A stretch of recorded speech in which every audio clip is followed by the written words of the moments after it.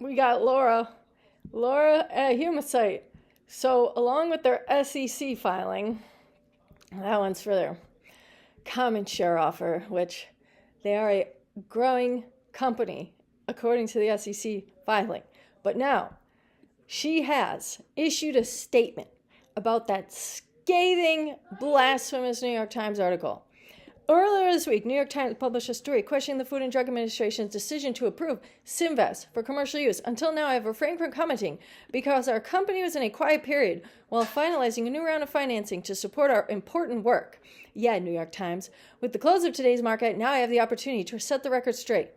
First, the FDA conducted a rigorous review of our biologics license application of Symvess, which took longer than 1 year. After a consult on the file, Dr. Robert Lee, the hater, raised his concerns during the interview.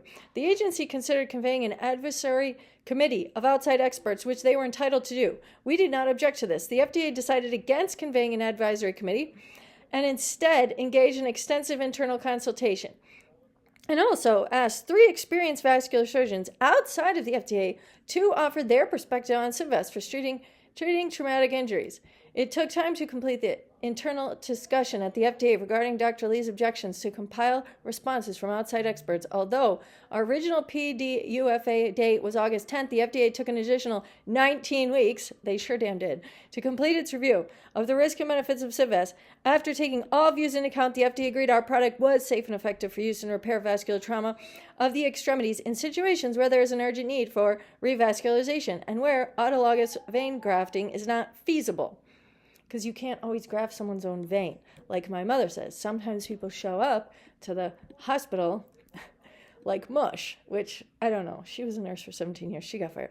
The FDA's review process was conservative and time-consuming, but that's not how it should work. We all want federal agencies to take their responsibilities seriously. That's how it should work. I appreciate the FDA took their time to evaluate our product. Furthermore, as the FDA's review of Symvess, we committed to conducting a post-approval study to continue to assess the rate and severity of adverse events in trauma patients treated with Symvess. We are developing this study right now and remain confident that it will confirm the safety and effectiveness of Symvess that we have already witnessed in 2 previous trials that led to our FDA approval in the first place.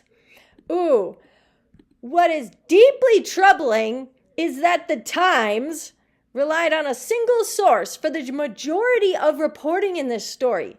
Dr. Lee, who was not part of the formal review team of Symvess at the FDA, Lee has since left the government and has co-founded a consulting firm focused on helping companies obtain medical device approvals.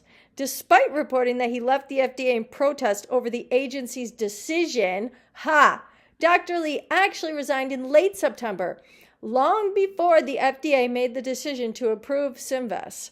His own LinkedIn biography mentions that he retired after an enjoyable and rewarding decade at FDA. Trumperton, shut the Times down.